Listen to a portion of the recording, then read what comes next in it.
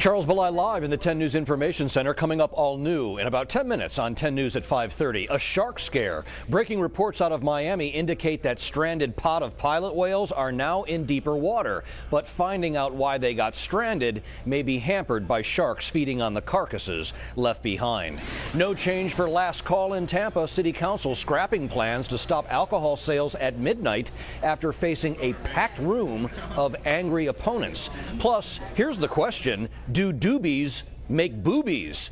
New research tries to prove or disprove a decades-old question as medicinal marijuana becomes more mainstream. And then all new at 6 o'clock, a wild rescue. A missing man found buried in mud. How investigators tracked him. All new at 6. Charles? Charles Billi live in the 10 News Information Center. Coming up all new at 5:30. Ballot battle. Just weeks before a primary, the Pinellas Supervisor of Elections plans on defying a state directive.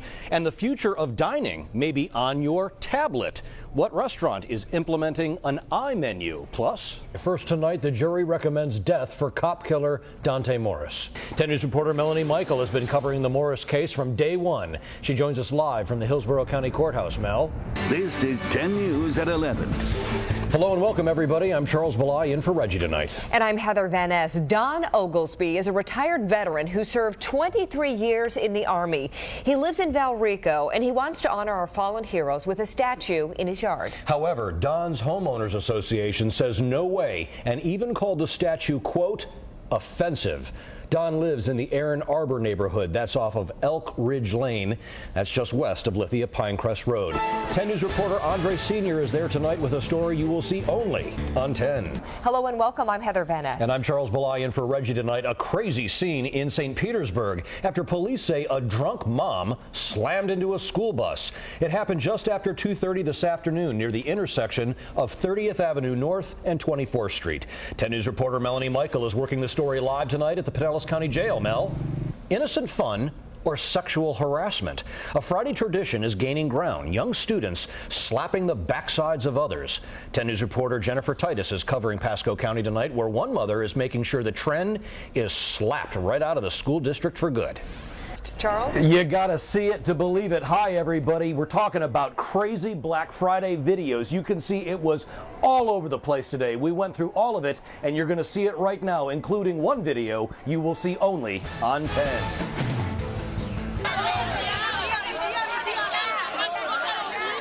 The mayhem starting outside before the doors even opened. Thousands pushing and shoving for the best position. The small and elderly, the first victims. But the unbelievable happening inside Pennsylvania. A fight over items turns terrifying when someone pulls a stun gun. Fistfights breaking out at a Walmart in Texas. Cops body slamming this woman who goes berserk for a TV. Georgia, store employees overwhelmed and trampled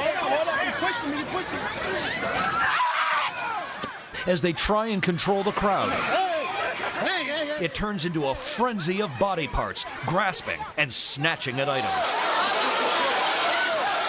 Here, what must be seen to be believed, a mass of bodies clamoring for Xboxes, some even lifting their shopping carts off the floor to get out. Settle down. Missouri, a free-for-all for hard drives. Cops called in to control an out-of-control crowd. Back it up. Back it up. North Carolina, pure adrenaline when a man hears screaming for help. He hurls people off of his wife, who's buried in bodies. Chicago, a war zone after cops unload rounds of ammo on a shoplifter trying to flee in his car, dragging an officer with him. He was dragging the cop around the parking lot. And here in Tampa, a 10 News exclusive. Keep your phone out my face here. You just witnessed what cops call battery. Tampa resident Bill Crowell videotaping a woman who was behaving badly at the Walmart in New Tampa. After hurling anti-gay insults at customers, she turns her rage to Crowell, who is videotaping the whole thing. Yeah, Police. no. Police. Hold on. No. I'm not going to be hit like that. Okay, so here is the casualty count for 2013. 1 man dead, 13 others injured. One of them stabbed, one of them shot, and the rest trampled. Live in the Satellite Center tonight, I'm Charles Billi, 10 News. Good evening, everybody. When this all got started, this neighborhood was on high alert. 80,000 killer bees on the loose. As the sun sets, police block the streets and residents head indoors, fearing a dangerous situation as a massive hive of Africanized bees is removed. Earlier, the bees turned their rage on 2 dogs and a woman trying to help them. There was a frantic female running around in the front yard in the street, covering herself with a shirt. Bees swarming around her. She yelled towards the front yard. We saw 2 dogs down, unconscious. The dogs suffered thousands of stings. A man who didn't want to be identified said they were neighborhood strays he would feed. He found one dog dead in the street, the other barely alive, as Sky 10 hovered above. Just basically, helpless. Couldn't do nothing, couldn't get up, couldn't get away. I mean, it was sad. No one knew, but the bees had formed a hive inside the attic to this dilapidated house that neighbors have reported several times as a nuisance. Junk litters the front yard and is packed up to the windows inside, the owner oblivious. And we didn't even know they were there, because we don't stay on that side of the house. The bee eviction doesn't take long. Residents relieved. Thank God it was 2 dogs and not 2 children. So here's the strange rap. According to the experts, they didn't kill the 80,000 bees in the attic. They set out poison for the worker bees to feed to the queen. And before she was even finished chewing, she was dead. Then the bees fly away to look for another hive. There's no danger here. In St. Petersburg, I'm Charles Billi, 10 News. Swarms of flies and the stench of putrefaction, the telltale signs of death. Inside this St. Petersburg home, a lurid scene, discovered by a neighbor who smelled it, and horror does have a face. This is what the neighbor found. A large Great Dane decomposing on the floor of the living room. The scene is ghastly. The dog already reduced to a pool of liquid and covered by maggots. The renter of this home, Alyssa Anderson, now behind bars, charged with felony animal abuse for leaving the dog inside unattended for 11 days. It does appear that she left the dog unattended for probably about 11 days without food or water available, and obviously the dog apparently succumbed to starvation. Neighbors say Anderson would come and go for days on end. They would hear the dog bark incessantly all hours of the day and night. Over the past week, again, they heard the barking. But in the later days, the barks changed to yelps in what were its last desperate cries for help. Then, the barking stopped. I'm disturbed by it. I'm very disturbed. Indeed, I'm disturbed. It is an awful thing to do. There was no sense behind any of this. Dog went through needless agony for no good reason. They come from every direction, on bike, on horseback, on foot.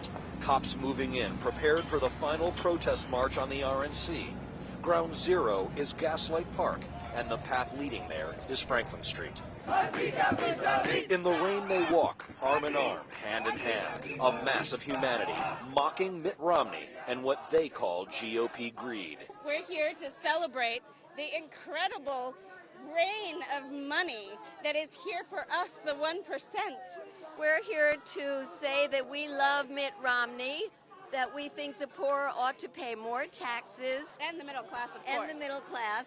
As the crowd grows, costumes and masks, signs and drums signal the arrival of Mitt Romney's effigy. Hey, for the king of the 1%! More than 100 protesters are joined by dozens of curious, concerned, and concealed. They got the NSA, the CIA, the FBI. I can't even walk down the street here without a helicopter following me. In the middle of Gaslight Park, they gather in a circle and chant, disgusted by corporate greed and the lack of jobs. They file out to hit the street one last time, followed closely by a line of police. One final push through the host city, the RNC in Tampa, is history. Tampa in the national spotlight yet again, and the Lion Taco is the reason why. These guys saw it on the news and came here to try it. One Lion Taco. It tastes like steak.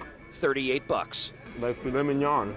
So it tastes good? Yeah. But some people are boiling mad. The business even receiving death threats. We had some people saying that they were going to come and rape and kill our employee.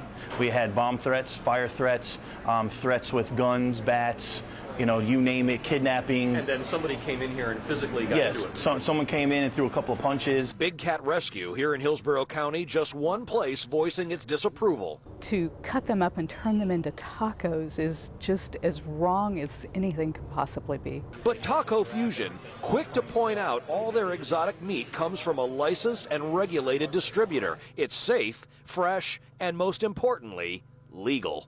People are eating this everywhere all over the world, and now we're trying to bring it to Tampa Bay. Customers we talk to say it's a free country. If it was illegal, it'd be a different story, but then again, that wouldn't be on the menu if it was. I think it's silly to lose control like people are right now.